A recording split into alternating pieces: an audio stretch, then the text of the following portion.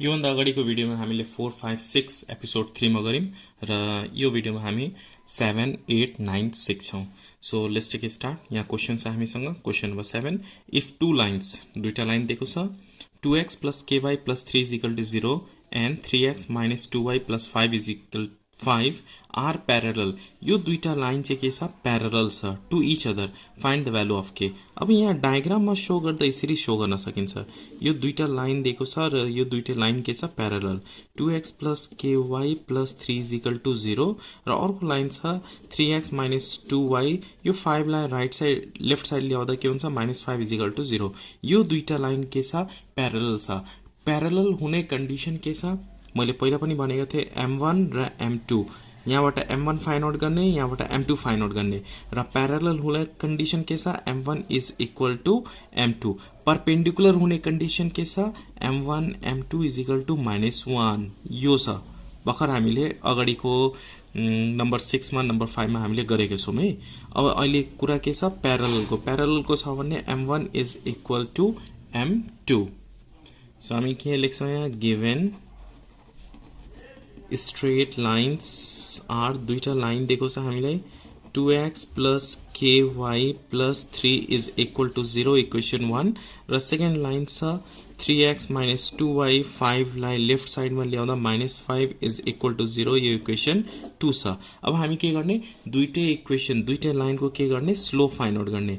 Slope of equation 1 के हुन्छ, यहाँ m1 1 छ भने m1 लेखौँ है, माइनस कोफिसिएन्ट अफ x को अगाडि के छ यहाँ 2, so 2 divided by coefficient of y को अगाडि के छ यहाँ k लेख्ने है। Then slope of equation 2, equation 2 को स्लोप फाइन्ड आउट गर्ने। m2 is equal to formula minus को कोफिसिएन्ट अफ x को अगाडि के छ यहाँ 3, so 3 we have to write. y को अगाडि के छ यहाँ -2, we have to take with sign, sign सँगै लिने -2, सो -2 माइनस माइनस क्यान्सल, के हुन्छ यहाँ 3/2। यहाँ एउटा माइनस छ, त्यही भएर माइनस नै लेख्नुपर्छ है, क्यान्सल गर्नु हुँदैन। यहाँ दुईटा माइनस छ, त्यही भएर माइनस माइनस क्यान्सल भयो, 3/2। अब क्वेसनमा के भनेको छ, यो दुईटै लाइन के छ, प्यारलल छ है। So what we have to write down here, since both the lines are parallel, यो चाहिँ लेख्नुपर्छ है, parallel to each other, language necessary छ। Both the lines are parallel to each other, so m1 is equal to m2। यो दुईटै line parallel छ भने condition के छ, m1 र m2 स्लोप के हुन्छ, इक्वल हुन्छ। m1 को भ्यालु के छ, m1 को value -2/k is equal to m2। m2 को भ्यालु यहाँ हामी के छ, यहाँ आको 3/2, क्रस मल्टिप्लाई गर्ने, 2 into -2 -4 is equal to k into 3, 3k। तर हामीले k को भ्यालु फाइन्ड आउट गर्नुपर्ने, यहाँ 3k छ, this in multiplication, so we have to divide, so divide गर्ने, -4/3 is equal to k। therefore k को भ्यालु के आयो यहाँ, -4/3। Hope you understand this question number 7। Now look at question number 8। Question number 8, if the line passing through the point, यो एउटा line छ जुन लाइन कुन पोइन्टबाट पास हुन्छ, यो दुईटा पोइन्टबाट पास हुन्छ, is parallel to the line given by the equation this. अब यो दुईटा लाइन के छ, प्यारलल छ। अब हामीले यहाँ डायग्राम बनाउँदा, डायग्राम नबनाउँदा पनि हुन्छ, तर बनाउँदा अलिकति बुझ्न चाहिँ सकिन्छ है, अलिकति छिटो बुझ्न सकिन्छ। यहाँ हेरौँ त, यो एउटा लाइन भयो, लाइन जोइनिङ 2 पोइन्ट्स, दुईटा पोइन्ट छ र एउटा लाइन यो छ है, यो दुईटा पोइन्टलाई जोइन गर्ने एउटा लाइन भयो। अर्को के हुन्छ, अर्को लाइन दिएकै छ यहाँ, पहिला y plus 2x छ, हामीले 2x plus y plus 3 लेख्दा पनि भयो है। अब यो दुईटा लाइन के छ, प्यारलल छ।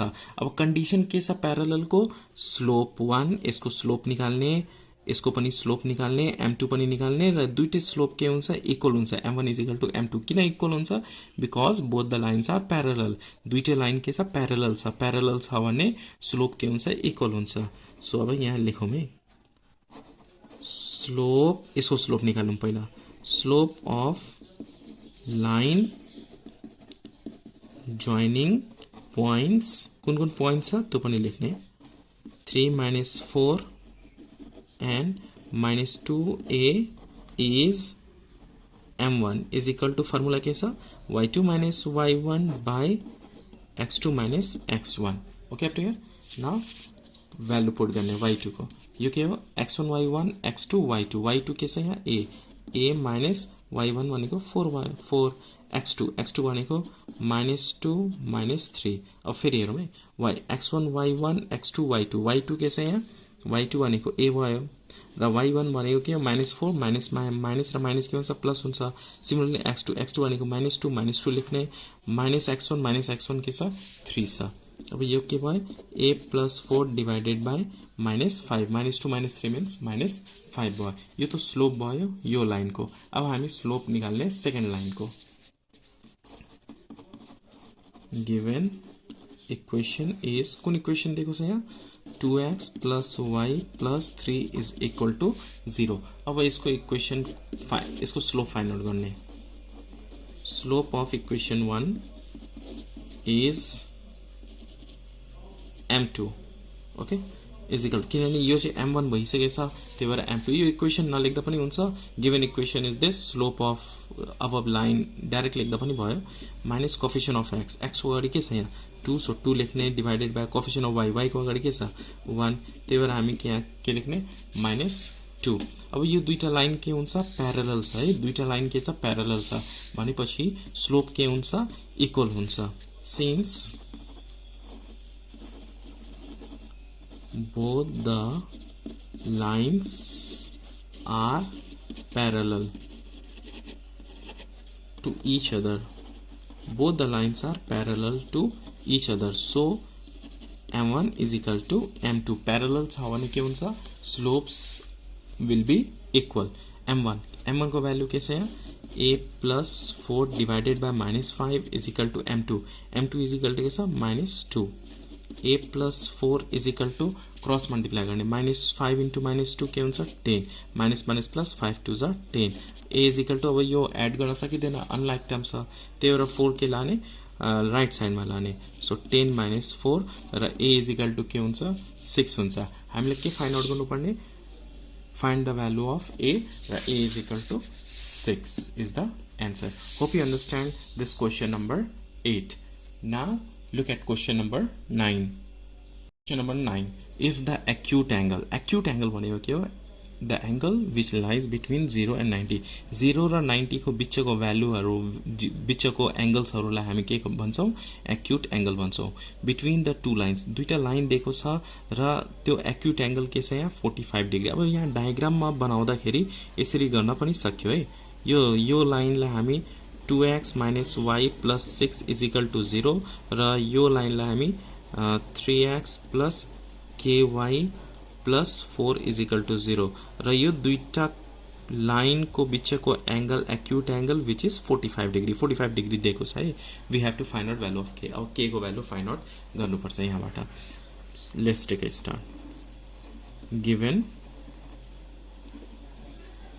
इक्वेशन्स आर दुईटा लाइन दुईटा इक्वेशन्स दिएको छ यहाँ पहिला लेख्ने 2x - y + 6 is equal to 0 यहाँ इक्वेशन 1 लेखौं र अर्को के छ 3x + ky + 4 is equal to 0 equation 2 छ है अब के गर्ने हामी स्लोप फाइन्ड आउट गर्ने स्लोप अफ इक्वेशन 1 को स्लोप m1 फर्मुला के छ माइनस कोफिसिएन्ट अफ x के छ यहाँ 2 divided by coefficient of y के छैन भने यहाँ के हुन्छ 1 हुन्छ है तर यहाँ माइनस पनि छ त्यही भएर -1 पनि लेख्ने is equal to minus cancel हुन्छ 2 भयो अब slope of equation 2 m2 is equal to minus coefficient of x को अगाडि के छ यहाँ 3 त्यही भएर 3 लेख्ने divided by coefficient of y को अगाडि के छ k सो k लेख्ने अब माइनस क्यान्सल हुँदैन एउटा माइनस मात्र छ ओके यो भयो हैन अब क्वेशन के भनेको छ यो दुईटा बिचको एंगल 45 डिग्री दिएको छ सो युजिङ फर्मुला और we have to let theta be the angle लेख दिम यहाँ पहिला let theta be the angle between two straight lines यो दुईटा लाइन्स को बिचमा एंगल के हामी लेट गरिम थीटा सो tan थीटा के फर्मुला छ हामीलाई tan थीटा को formula plus minus m1 minus m2 divided by 1 plus m1 m2 यो चाहिँ फर्मुला छ हामीसँग तर हामीले पोजिटिभ मात्र लिने। किन पोजिटिभ लिने? किनभने यो क्वेशन चाहिँ एक्युट एंगलको कुरा गरेको छ। एक्युट एंगल भनेको फर्स्ट क्वाड्रेन्टमा अल पोजिटिभ हुन्छ है, त्यही भएर पोजिटिभ मात्र लिने। थीटा, थीटाको भ्यालु के छ 45 डिग्री इज इक्वल टू, अब यो प्लस माइनस लेख्नु परेन, m1 को भ्यालु के छ यहाँ 2 माइनस m2 को भ्यालु के छ यहाँ -3/k 1 plus m1 is equal to के छ 2, m2 को भ्यालु -3/k tan 45 को भ्यालु के हुन्छ 1 इज इक्वल टू, अब यहाँनिर एलसीएम लिँदा पनि भयो, नभए 1 स्टेप माइनस प्लस 3/k अनि तल 1 प्लस माइनस 2 3 जा 6 डिवाइडेड बाई k हुन्छ है। आफ्टर दैट क्रस मल्टिप्लाई गर्दा के हुन्छ 1 minus 6/k is equal to, यहाँ एलसीएम लिम k 2 into k 2k plus 3, यहाँ पनि एलसीएम लिने k into 1 k minus 6 is equal to 2k plus 3/k। अब डिनोमिनेटर, दुईटा डिनोमिनेटरमा यहाँ पनि के छ यहाँ पनि के छ, सो हामी यो क्यान्सल गर्न सक्छौं। अब के रिमेनिङ भयो यहाँ k minus 6 is equal to 2k plus 3। अब यसलाई अरेन्ज गर्ने अनि k को भ्यालु फाइन्ड आउट गर्ने, 2k यता ल्याउने र 6 पछाडि लाने, so k minus 2k is equal to 3 minus छ भने के हुन्छ प्लस हुन्छ र 6 भयो।